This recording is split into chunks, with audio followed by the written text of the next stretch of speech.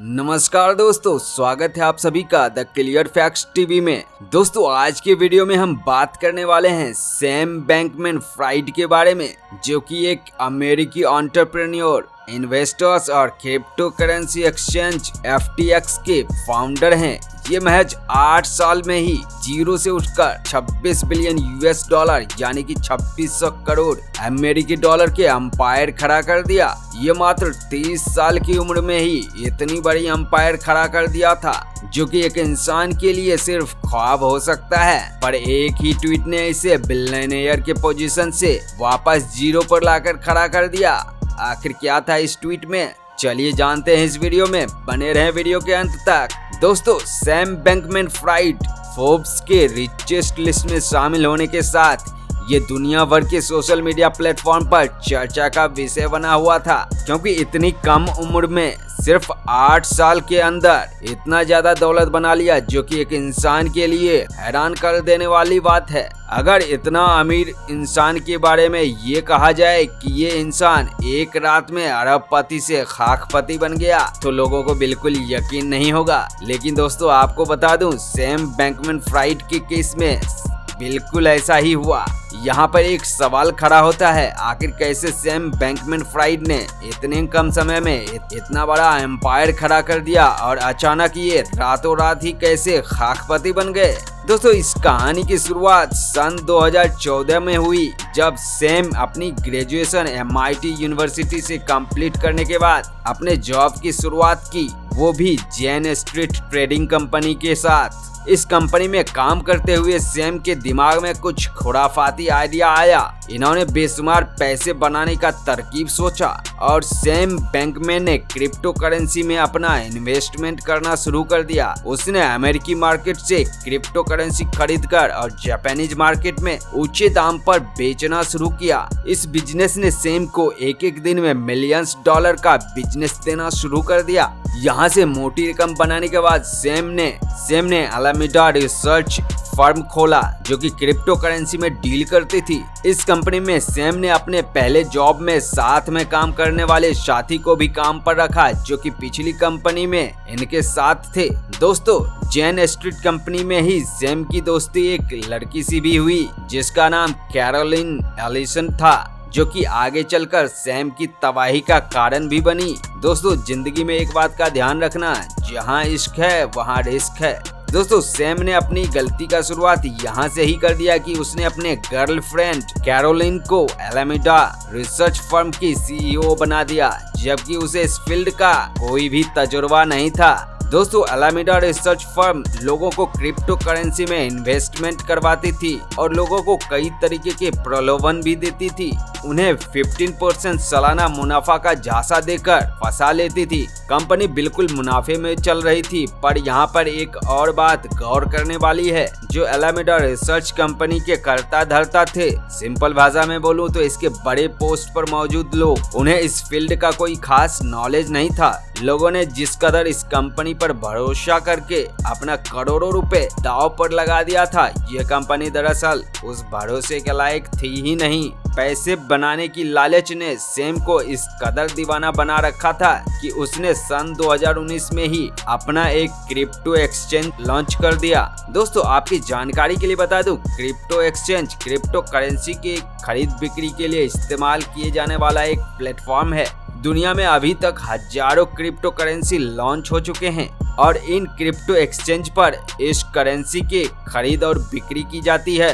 अलामीडा research firm के investment भी इसी क्रिप्टो करेंसी में होती थी, जिसके कारण उन्हें और भी क्रिप्टो एक्सचेंज का इस्तेमाल करना पड़ता था।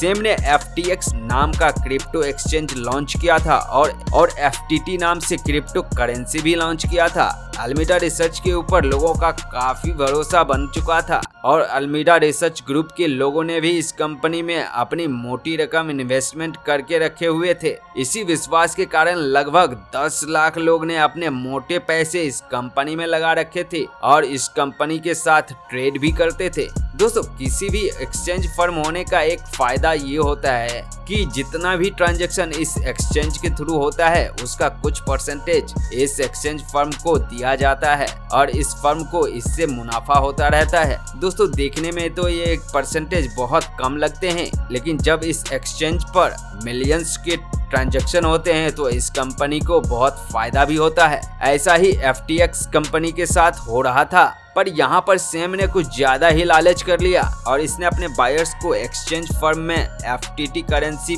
के रूप में पैसे रखने के लिए डिस्काउंट देने शुरू कर दिए, जिसके लोभ में आकर लोगों ने अपने क्रिप्टो करेंसी इनके एक्सचेंज में रखने शुरू कर दिए। दोस्तों इनकी एक्सचेंज कंपनी के कोई खास वजूद नहीं थे क्रिप्टो करेंसी की दुनिया में, फिर भी डिस्काउंट की लालच में लोग बुरी तरीके से फंसते चले गए। इस तरह से सैम के खुद के क्रिप्टो करेंसी के दाम बढ़ते चले गए। इनके बायर्स ने तो इसका फायदा उठाया ही, पर सबसे ज्यादा फायदा FTT के मालिक यानी सैम बैंकमैन को ही हुआ और उन्होंने इस अवसर का जमकर फायदा उठाया और FTT क्रिप्टो करेंसी की कीमत बढ़ती चली गई। यहाँ पर कई कंपनी FTX फर्म से जुड़ते चले गए, यहाँ तक कि मर्सिडीज F1 टीम ने भी FTX को अपना एडवर्टाइजिंग पार्टनर बना लिया। क्रिप्टो करेंसी की दुनिया में सैम का बोलबाला होने लगा, लोग FTX के दीवाने होने लगे। दुनिया के रिचेस्ट लोगों में सैम बैंकमैन के नाम शुमार होने लगे। लोग जमकर सैम की तारीफ करने लगे और देखते ही देखते सैम का एम्पायर और भी बढ़ता चला गया। दोस्तों आमतौर पर किसी भी एक्सचेंज में मौजूद पैसे को लोग जब चाहे उसे निकाल सकते हैं, यानी कि विड्रॉ कर सकते हैं, और विड्रॉ करने के लिए इस एक्सचेंज में करेंसी का मौजूद होना बहुत जरूरी होता है। पर इतने ज्यादा पैसे लोग निकालते नहीं हैं, जिसके कारण बहुत बड़े मात्रा में इन एक्सचेंजों में करेंसी की मौजूदगी होती है। पर जब मार्केट क्रैश या फिर मार्केट में इन्फ्लेशन हो जाए, उस केस में लोग अपने पैसे विड्रॉ करने लगते हैं और इसी का फायदा उठाया FTX एक्सचेंज के मालिक सैम ने।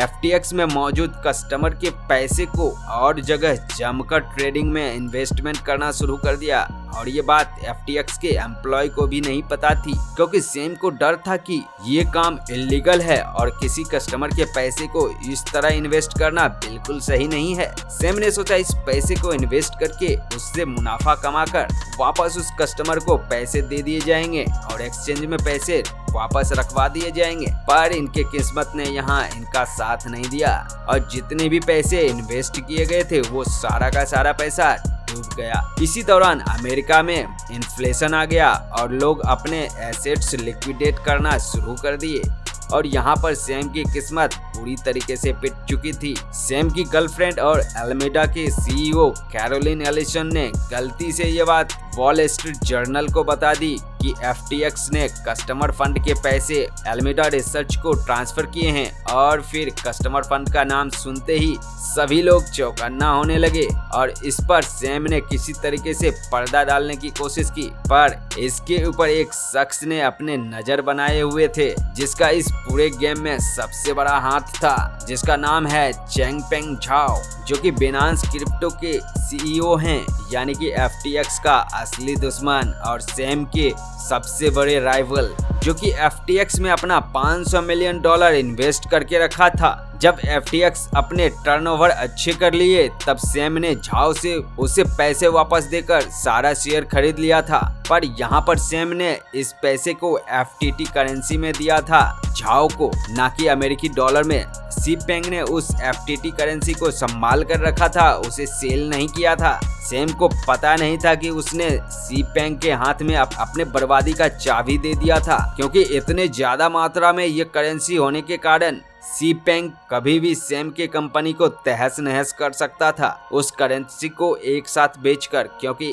इस करेंसी की कीमत तो ज्यादा होते हैं पर इसे खरीदने वाले एक साथ इतना ज्यादा नहीं हो सकता। सीपेंग अपने मौके के तलाश में था और जैसे ही FTT करेंसी का मुद्दा न्यूज में गर्म था, सी पेंग ने एक पब्लिक ट्वीट किया कि वो FTX में करप्शन के न्यूज के कारण अपने मौजूदा 2.1 बिलियन USD एसेट्स को सेल करना चाहते हैं और बस इस ट्वीट ने सैम के एम्पायर को बर्बाद कर दिया। इस न्यूज के कारण जिन लोगों के पास भी FTT करेंसी थी उसने तुरंत ही अपना FTT करेंसी बेचना शुरू कर दिया और उधर सैम के FTX एक्सचेंज में उतने पैसे थे नहीं कि वो उन लोगों से वापस FTT करेंसी खरीद सके और इस तरह से सैम बैंकमैन-फ्राइड बिलियनियर पोजीशन से रातों रात खाकपति बन गया और वो भी सिर्फ एक ट्वीट से।